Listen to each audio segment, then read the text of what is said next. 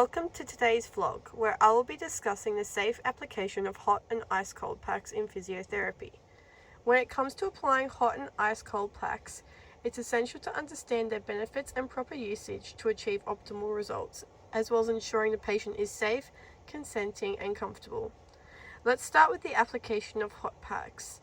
Hot packs are great for managing pain, improving range of motion, as well as encouraging and speeding up tissue healing. To safely apply heat, the following steps should be followed. Before beginning any application of heat, it is also necessary to check and test for sensory deficits or diseases which may not sense or handle heat. After this is done, it is okay to proceed. So the hot pack application should follow these 4 steps. Number 1, choosing the right pack. This is usually a silica gel pack, just for the insulation.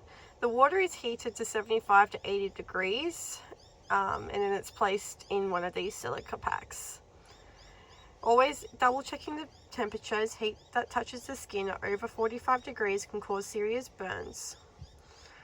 Then you want to wrap it in a towel, and always wrap the hot packs in a towel to create a barrier between the skin and the pack. Wet towels are preferred, as with the ice packs. So for hot packs, you do want to limit the application to 20 minutes, but 10-15 minutes is optimal at 40 degrees Celsius to prevent skin damage. And always check the skin and monitor the patient. So this is checking for redness, irritation, or any discomfort.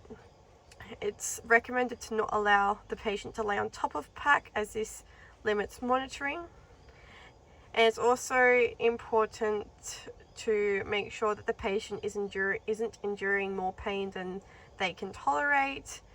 As with cold, they're usually more likely to say something, and heat, they're more likely to tolerate it, assuming that it's helping. The pain that should be felt is an experience that should be comfortable.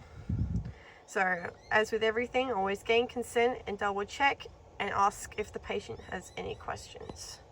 So cold packs are also great for managing pain and inflammation, but they should only be applied directly after damage has occurred and should only be used in people who don't have certain diseases or conditions, as like the hot pack application.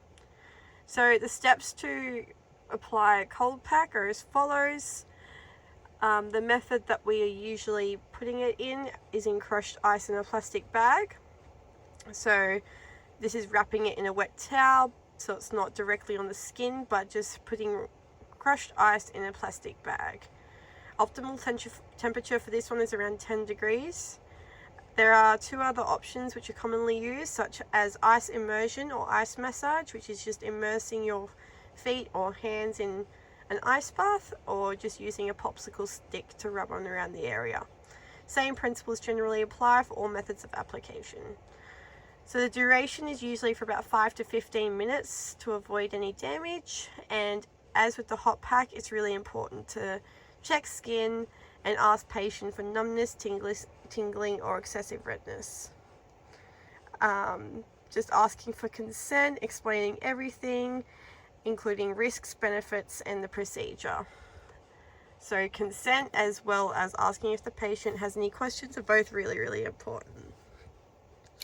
So applying hot and ice cold packs safely is crucial in physiotherapy. By following these guidelines, you can effectively use these packs to manage pain and inflammation without causing harm.